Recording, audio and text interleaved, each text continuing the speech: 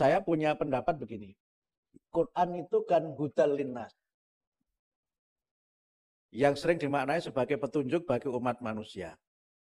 Sehingga karena itu maka Al-Quran itu harus dipahami oleh semua manusia.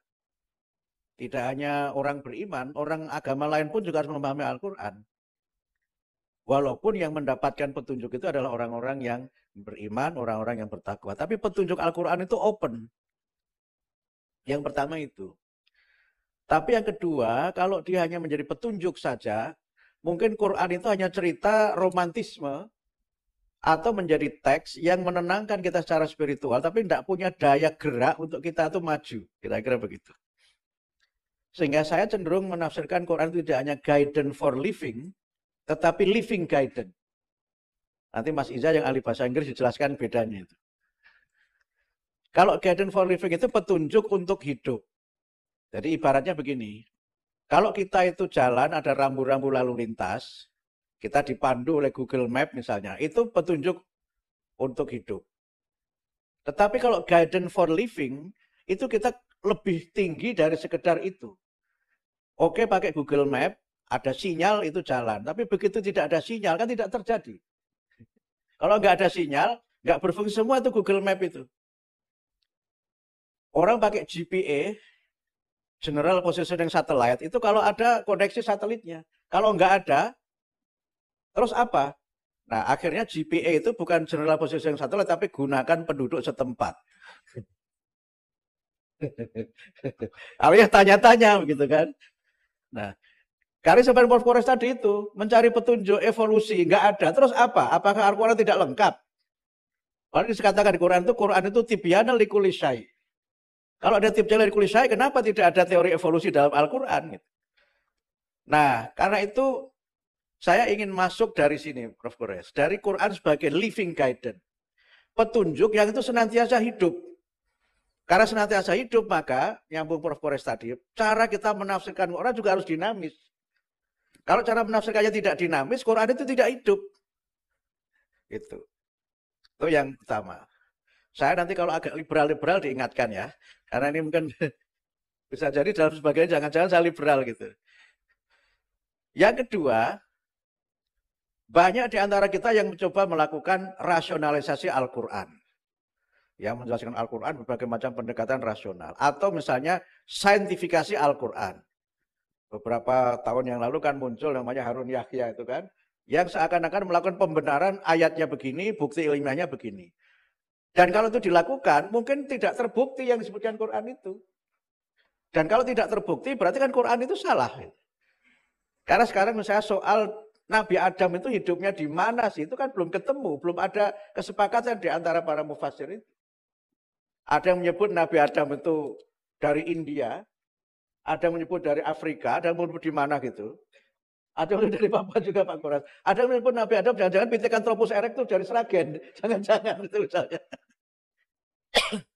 Nah pertanyaannya, kalau jejak arkeologis itu tidak ditemukan, apakah kemudian Nabi Adam tidak ada? Itulah kelemahan dari saintifikasi Al-Quran. Dan Al-Quran memang, saya ngutip Profesor Koras, Al-Quran itu bukan kitab ilmu, tapi kitab yang mendorong manusia untuk mengembangkan ilmu. Karena hampir semua buku Pak Kores saya hafal kecuali yang saya belum baca. Tapi mayoritas saya baca buku beliau. Karena itu ketika beliau tadi menyebut Kiai Haji Ahmad Dahlan, Kiai Ahmad Dahlan itu mengenalkan model penafsiran yang saya sebut dengan tafsir transformatif. Nah ini tidak tahu, belum ada saya kira dalam studi ilmu tafsir ini. Jadi bagaimana dari Al-Ma'un itu lahir PKU, itu tidak ada contohnya. Gak ada di Quran itu perintah mendirikan panti asuhan, itu tidak ada.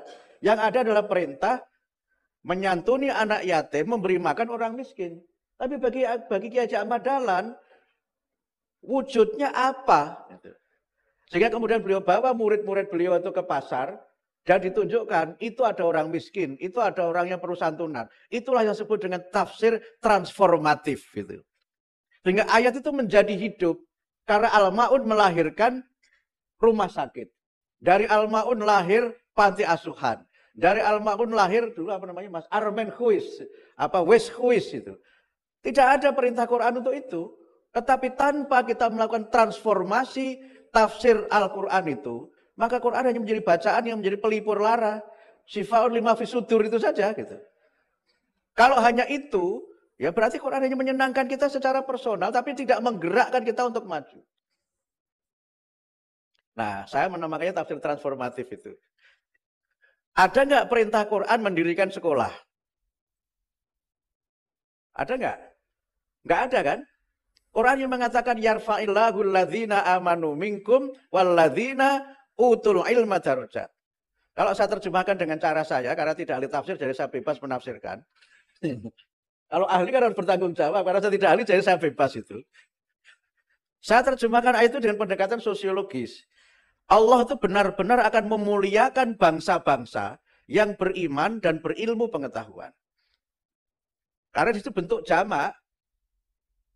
Alladzina itu kan bentuk jamak. Jadi karena bentuk jamak, maka tafsir sosiologisnya adalah bangsa-bangsa. Jangan orang-orang. Beda sekali bangsa dengan orang-orang itu. Itu. Apalagi orang-orangan. Lebih repot lagi itu orang-orangan itu.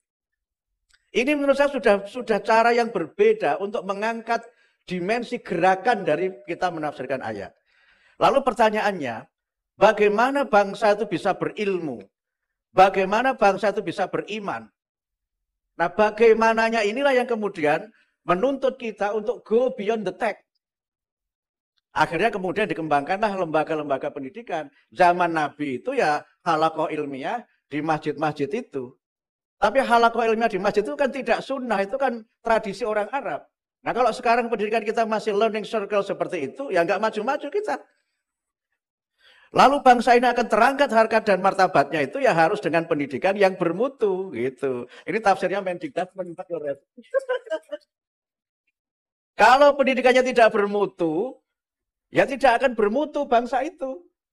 Kalau pendidikannya tidak unggul, bangsa itu tidak unggul. Sehingga kalau kita menggunakan pendekatan lain, yarfa itu dengan pendekatan mudhari, ya terus saja masa depan gitu. Itu akan terus gitu. Akan terus. Tapi itu juga bukan pengertian yang salah. Karena apa? Kemajuan itu memang dinamis. Jadi apa yang dianggap maju pada zaman Ki Hajar Madalan itu, sekarang barangkali sudah ketinggalan. Nah gitu. Ini namanya tafsir transformatif. Kira-kira begitu. Itu baru makna itu. Harus go beyond the text. Karena tadi beliau menyampaikan, maksud Al-Quran mengatakan itu apa?